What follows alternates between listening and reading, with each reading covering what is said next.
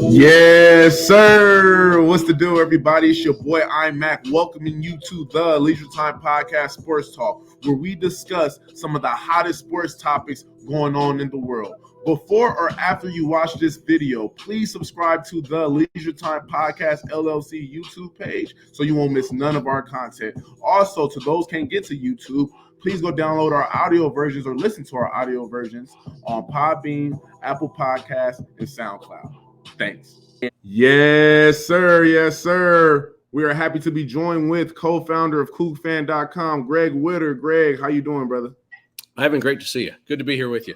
I know, man. It's been a long time. I think the last time we see you was the night in Cougar football, I believe, in Bellevue. It was the last time I saw you. We had a great night that night for sure. That's right. That was a fun night. Lots of fun. So before we even get started, Coug Fan has been the source for not only me, but every Coug, all thing WSU for years. I've been associated with the university since 2013, 2012, really. And one source and one thing that's always been common is COUGSFan.com. So how did you even get started with COUGSFan.com? Who's the other co-founder? And what made y'all started? Right. Well, one, thanks for being a member and reader of COUGSFan.com religiously. Oh, yeah, absolutely. In fact, you said you started following the COUGSFan.com when you it sounds like when you started getting recruited by Washington. Yeah. Well, this is a funny story. I'll digress for a second. Clay Thompson came back to Pullman to have his number retired. Yeah. He saw one of our COUGSFan correspondents in the audience wearing a COUGSFan.com shirt. Yeah. He just stopped what he was doing. He goes, "Hey, COUGSFan.com." He goes, "I read that every day when I was going to school." For real, man. It's real. Yeah. Well, COUGSFan.com started in a pretty straightforward fashion. So my cousin John and I, John Witter, we grew up together in Spokane. From a long history of Cougars in the family. So we've been Cougar fans since we were little kids in the late 60s, early 70s. But in another good friend, Jack Evans, who he's a Texas Longhorn, but he married a Coug. He had the good sense to marry. Oh, man. So he became a Coug via marriage. But the three of us were always complaining about the lack of Cougar coverage in Seattle. Yeah. Living here in Seattle, I was frustrated by the lack of Cougar coverage. So long story short, with the advent of this new thing at that time called the internet, we thought we can bring Cougar news to Cougar Nation without the intermediary of Seattle media having to interfere with it. Yeah. So that's how it got started. Purely a hobby after the kids went to bed at night. We all had careers we were pursuing. And anyhow, one thing led to another. It started to grow. We started to get wooed by the national networks that were starting to pop up. And so we joined the first Rivals and started to make a little bit of money. So then we could start to hire people. Yeah. The internet bubble exploded, and we still kept COUGSFan going, even though there was no revenue coming in. And then out of that explosion came two more networks, grew up out of the ashes. We became part of Scout.com, which is now part of CBS's 247. Yeah. So that's the long story of how COUGSFan got started. And we just celebrated our 24th anniversary here about a week ago. Man, that is so cool, Greg. You know, it's funny, like, see, a lot of people don't understand what persistence is, right? What not giving up is, and kind of just following your passion, right? Two guys, you know, that just love Coug football, love everything WSU. And like you said, when you first started it wasn't super big. It wasn't, you know, what it is today, right? You had to work and grind for that. And that's kind of inspiring to me, starting my own, you know, platform, my own network with the Leisure Time Podcast LLC. Please subscribe below. If you don't look, you see the banner right there. Go ahead and subscribe, guys. And follow us on Twitter. Good. That's good marketing. So, man, let's talk some new Wazoo 22. That's been the talk of my timeline for the last 7 months. You know, Jake Dickert, new coach there, right? Love him. Met him a couple times. So I want your thoughts now. I want your thoughts on his offseason hires. That's one. I also want your thoughts on his first recruiting class and the overall transition from the Rolo era to now the Dickert era. So I know that's a lot right there, but if you can explain that to us, Greg, we'll appreciate it. Yeah, well, we'll hit the first one first. Let's talk staff. So Eric Morris was a fabulous hire. There's no question about it. The guy's got what's the word? He's got a far-sighted offensive mind. I'll put it that way. Oh, man, absolutely. By all accounts, and it's not just that he's got a great mind. He's got great experience. In addition to being coach at Incarnate Word, of course, he was the offensive coordinator at Texas Tech with He's the coach of the Cardinals now. I'm spacing out here. I'm talking about Kingsbury. Kingsbury, yeah. And Eric knows Washington State. He coached here for a year. He adds up in every possible way. He knows he knows the strengths, he knows the challenges, and he's got all that experience. And he brings the air raid to us, but he brings a very different air raid. It's got a lot more. Oh, what's the word? A lot more options, a lot more scheme to it, I guess you might say. Okay, I see that you got a tight end in the offense now too. Leach didn't really have tight ends. In terms of the tight ends, you talk to former Cougar coaches, Dennis Erickson, Jim Walden, Mike Price. All of them love the fact that tight end is coming back because it creates so many more looks and options for the offense. Absolutely. And again, this is not an experiment. Eric Morris has proven this concept, this Cougar raid version of the air raid. So that's pretty exciting. In terms of the other coaches, Ward, the defensive coordinator, he and Dickert worked with each other in the past. I think they're hand in glove. They think the same way. They can complete each other's sentences, that kind of a thing. Well, you just go down the staff. The other thing that I love about them is they're all very personable. I think this is a staff of recruiters. At the night with Cougar football dinner you and I attended, it was very apparent from talking to virtually every coach. You just go down the list, Joel Falani and right on down. They're all very personable, and you can see how they would very much woo parents and recruits. Absolutely. Hey, man, that's absolutely great, man. Like Falani, you named, Morris, you named, two guys, that coached me when I was there. Well, Morris, on my recruiting visit when we played UCLA, right before, I don't want to mention it, but I guess I got to, when Marquise Wilson just left the team. So I took my visit that UCLA game for that dad's weekend. And I met Morris there. He was super fiery, super energetic. I knew then that he would one day be like a great offensive mind, just how he talked and how he was just recruiting me, right? So, and then Falani, obviously, man, he's developed some great receivers over the years, right? At his time with North Texas with Graham, also was at I want to say he was at USC for a little bit too. I'm not sure, or USC or one of those with Graham or somebody again. So I know that those guys are going to do great. So fall camp is all wrapped up now. What's your thoughts on fall camp, how it went, and did any Coug pop out to you during fall camp? Well, I think fall camp mostly went smoothly. There's a couple injuries here and there that you weren't necessarily expecting or obviously not wanting to see. But I just want a couple storylines coming out of. Number one, by far, the biggest star in this camp is Brennan Jackson. The guy is poised for a monstrous season. Brennan Jackson, huh? Okay. He was the man of the camp. There is no question about it. He came to play. He's bulked up. He's fast. He's got the proverbial eye of the tiger. He's ready to rock and roll. Yeah, so I'm excited for him and RJ for sure. Well, so now that leads to the next piece. So, we got Brennan at one edge. You got Ron Stone, who's a proven star at the other edge. He was a little dinged up at times, so his camp was a little bit slower. But by all accounts, he's fine now. So we got two potentially first-team all-conference edges to start the defensive line. And then in the middle, we've got some big husky dudes. I think you're going to fill it up. And they're deep. We've got depth in that defensive line at both edge and at tackle. I know Callaghan's got him right in the middle for sure, man. He's a good coach. Right. So the defense, well, let's just talk about the defense. I think the defense is going to carry this team. Let's go back to linebackers for just a second. Yeah. They're not super deep, but what we have there is terrific. So Henley, the transfer from Nevada. Yeah, how is he looking? Oh man, he also is going to be a world beater. That guy is poised for a great season. And again, came in incredible shape. No body fat, moves like the wind, smart. He's going to be a great guy at the will linebacker. I seen him working out with DK Metcalf over the summer. Oh, I didn't see that. Yeah, man, he was working out with DK Metcalf in LA. So I know that he was getting it in for sure. Oh, great. Yep. And then on the other side, at the other linebacker spot, you've got Maui Goa and Travion Brown.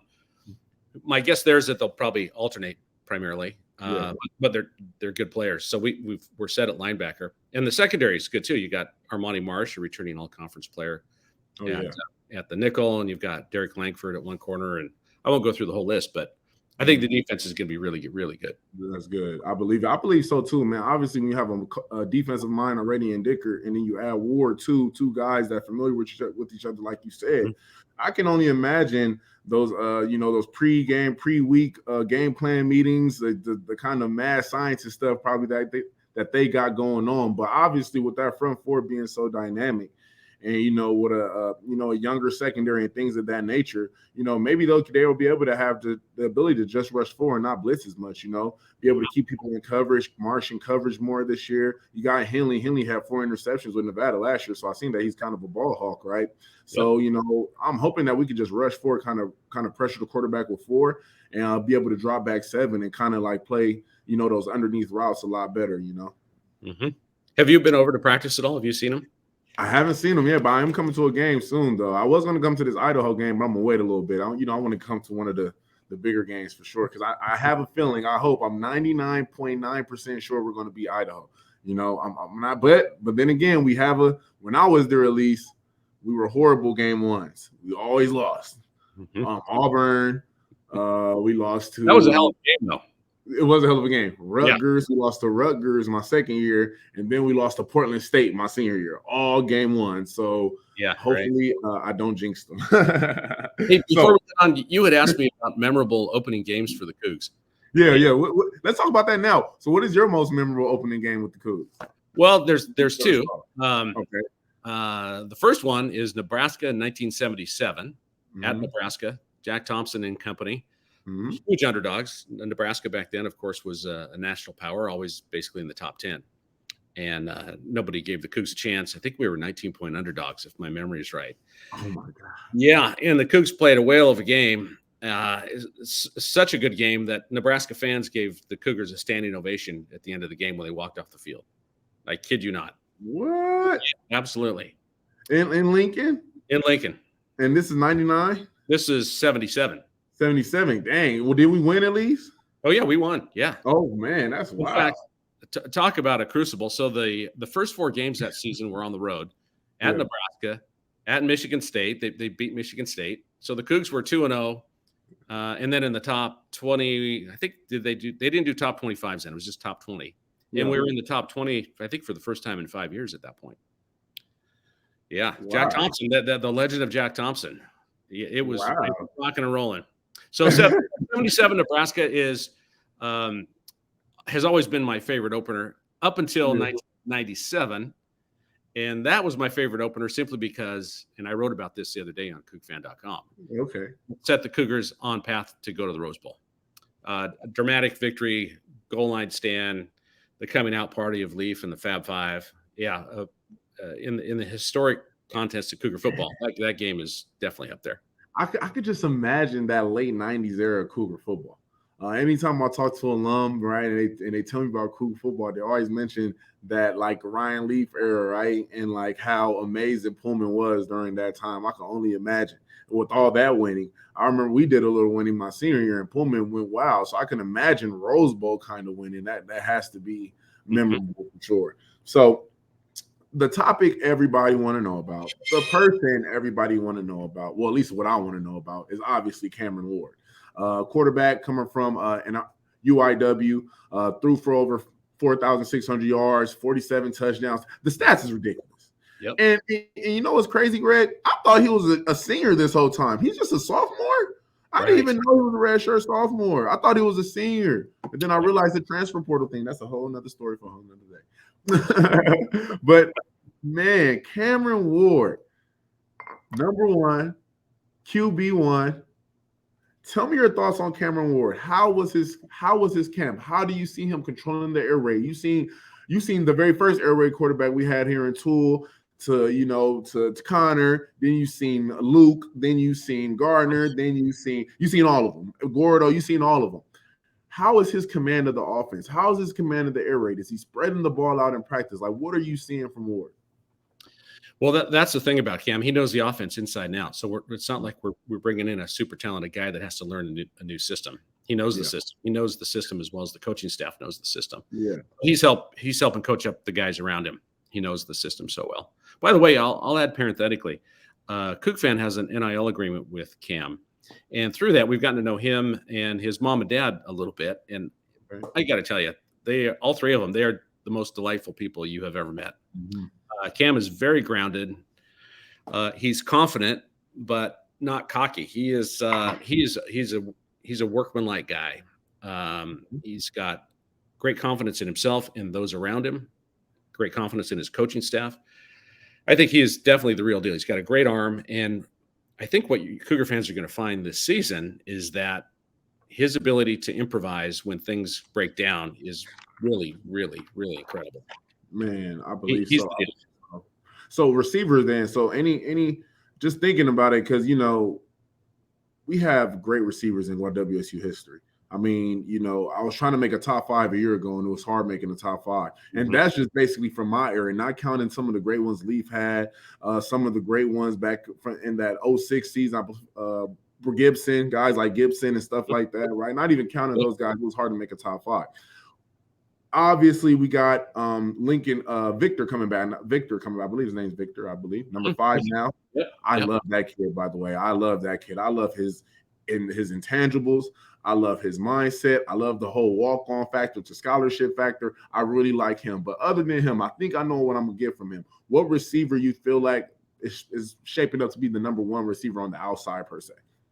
Well, I guess I just look at them collectively. So you've got Stribling, Renard Bell, Lincoln Victor, and Donovan Ali. Those are your top 4. Mm-hmm. And then we've got a bunch of talent behind those guys as well that we're going to see as well. The one guy I think to kind of keep an eye on, and the buzz on him has been growing and growing literally since the day he got on campus, and that's Stribling. Everybody talks about him, Greg. Yeah. Like, is he looking really that good? He's looking good. He's looking really good. In fact, he's starting to gain some national attention. If you look at some of the college football writers around the country are starting to get up and look at that guy. So from a receiver standpoint, the Cougs are looking really good. The biggest question mark on offense, of course, is going to be the offensive line. They've got a lot of people to replace. I'm not sure the depth is what you'd like to see. The first 5, I think, are probably pretty solid. And, if you look at some of the great teams in Cougar history, one of the commonalities, generally speaking, is that the offensive line stays healthy start to finish. Oh, yeah, absolutely. Right. Absolutely. We got, this is a coach we didn't even mention, a coach that's, I know a lot of, is Coach McGuire. Obviously this is his first year back. And I can remember the first year WSU, like Leach and them came to WSU, our offensive line was horrible. Back in, the first year Leach was horrible. But then the next year you have a Fullerton emerging. Then the next year a Dahl emerges. Then the next year a Dillard emerges. Then the next year a Lucas emerged. So at the tackle positions, who's the starting tackles? Out of the tackles, do you see any promise of one of the tackles to carry on that tackle tradition? By the way, I forgot to mention McGuire in the front end when you asked about the coaching staff. Yeah, man, I forgot. It's the O-line. They get no love. The O-line coaches, the O-line gets no love. And I'm a D lineman naturally too, so I don't really even like talking about O-line. McGuire's another excellent hire. He knows the system inside out. He and Morris, I think, I think McGuire was on the staff at Tech when Morris was a player at Tech. He was. So McGuire wasn't just with Leach, but he was also at USC with Graham Harrell, running their version of the air raid. So McGuire knows this offense and the ins and outs and the keys to it all as well as anybody on the planet. Absolutely. So, and also you look back at all those names, Dahl and Cody O'Connell and Dillard. I forgot about Cody. Cole Madison. I forgot about Cole Madison. Yeah. What's the common thread in all these guys that nobody had heard of in the recruiting process? And they all turned out to be All-Americans or close to All-Americans. So McGuire was the guy that brought him up through the ranks. Mm-hmm. And that's what and that's what McGuire is really good at. He can find a skinny 6'4", 6'5" kid in Woodinville, Washington, and all of a sudden he's a first-round pick for the Eagles. That's Andre Dillard, right? And McGuire does have that effect, definitely. I know you got to go. One more thing I got to ask. Coug fan. Tell people right now, anything new y'all may have going on with Coug fan, any merchandise, where to go to, find the articles, follow you on Twitter, all that. Go ahead and show some Coug fan love. Well, we'll give a plug. So this is our 20th anniversary mug from Oh, 4 years ago. You see it. We'll do another version a year from now. Mm-hmm. So COUGFan.com, for those who aren't familiar with it, roughly 60% of our content is free to anybody that has access to the internet. And then the other piece requires a subscription. So all of our recruiting content, for example, would be behind a paywall. Mm-hmm.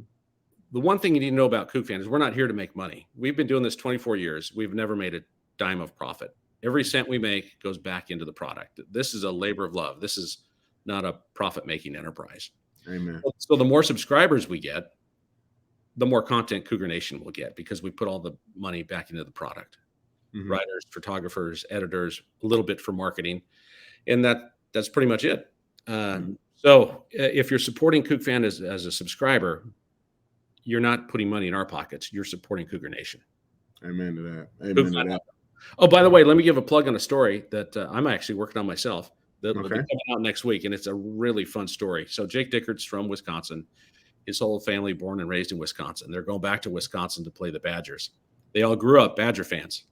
In fact, Jake's bedroom, when he was a kid, half the room was painted Milwaukee Brewers colors, and the other half was Wisconsin Badgers colors. So anyhow, I've talked to his mom, I've talked to his dad, talked to his brother, talked to his wife about the homecoming. Every Dickert in the entire country is descending on Madison for this homecoming game. And the story is going to be a lot of fun to read. Oh, man, it's going to be so great, man. I'm already knowing, like, some of the talent you have cultivated within the COUGFan ranks. Obviously, the one that sticks out to me the most is Mike, obviously, from The Athletic now, but he was at COUGFan when he was at WSU. And, like, the articles never disappoint with COUGFan.com. The information is always accurate, guys. Greg does a great job hiring the right writers and reporters and things of that nature, and giving y'all the great access and the content that you want. Recruiting classes content, right? Old stories from former Coug greats, right? So, guys, please go subscribe now on COUGFan.com. Obviously, you can see the banner right there. He's the co-founder, Greg. Greg, I appreciate you so much. We got to do this again. Maybe, make this a weekly thing or every 2-week thing. We could just talk some Coug football, kind of review the game, because, I don't know. I guess we can make a prediction right now. My prediction is definitely bowl game. At the very least, my prediction. Offense, at the end of the day, wins in college football, I feel. And we have a great offense. And defensively, once we go up about 2 touchdowns, we have, like you said, a guy like Brennan Jackson, guys like Ron Stone rushing off that edge. Passing game, a lot of points, and pass rushing. That's the 2007 Indianapolis Colts, right? Marvin Harrison, Peyton Manning, Reggie Wayne just scoring a lot of points. All of a sudden, they got a lead. You got Dwight Freeney and Robert Mathis just getting 2 sacks a game apiece because, teams got to pass. So, I got a high hopes for the Cougs. I'm not going Pac-12 championship. I'm not going, all that stuff, but I definitely will say bowl game. What do you think? I'm totally on board with you. This is a team that can, I think, easily win 8 games. And if we get a break or two, maybe crank out a 9th there. Definitely, again, as long as the Cougs stay relatively healthy. Definitely a bowl game is in the offing here. You had asked earlier about the transition from Rolovich to Dickert.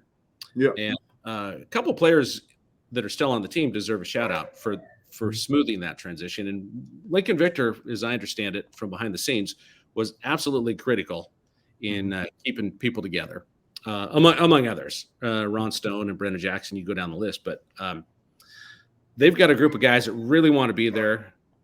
Jake Dickert has built an esprit de corps. Everything we've seen, that the staff, the players, they are very much a united front. I think the Cougars are in great shape. I really do. If they stay healthy, this is going to be a really good season. This totally slipped my mind, Greg. I have to ask this question. I have a good friend named Jamal Morrow that would be pissed if I do not ask this question. How is the backfield looking, the running back position looking too? Oh, my God, we didn't talk about the backfield. Because you know what it is? You think air raid, you think passing, but in reality, those running backs get about 5 to 7 balls thrown at them a game, right? So obviously Max is on now, James, Maul. We have a history of good running backs. Who do you see next in line? So Nakia Watson is going to be the starter. But right behind him are a couple of young guys, Schlenbaker and Jenkins. And I'm probably missing a name or two. But But I think they've got some talent there. Watson he's a transfer from Wisconsin. He came in a year ago. Bit of a bruiser. I guess I'd call him more of a bruiser than a slasher. But we've got some talent there, and I think you're going to see those young guys playing. Those young running backs are going to be playing. By the way, Jamal Morrow, he worked for COUGS during the COVID season when he wasn't playing, when the CFL was on hold. He did some weekly analysis for COUGS, and it just dawned on me, every conversation he started with the running backs. Hey, man, go for it. You notice we didn't bring up McGuire. He totally slipped my mind. I'm a D lineman, man. It's like, I want to talk about Brennan. I want to talk about Ron. I want to talk about the D line. I want to talk about the defense, right? So, Greg, man, appreciate you coming on the show. Once again, guys, coolfan.com. Please go subscribe, right? Go subscribe. You even got to be a WSU fan. Still go subscribe, right? Still show some love because it's great content, man. And Greg is a great person, man. So appreciate you, Greg. Ivan, great to be with you. Thanks for having me. All right, brother. I'm going to see you soon. All righty. There you go, guys. Yes, WSU, baby. We're going to be there. We're going to be ready at the end, man. I really feel that we're going to have a good team. Guys like Cameron Ward, right, leading us on offense. Guys like Brennan Jackson leading us on defense. I think we have a good collection of overall talent, right? A good collection of overall talent. So I am just super excited for this game this Saturday to kick it off against the Vandals. Obviously, you already know it's your boy, I'm Mac. You already know the deal. I'm going to holla at y'all, man. Peace.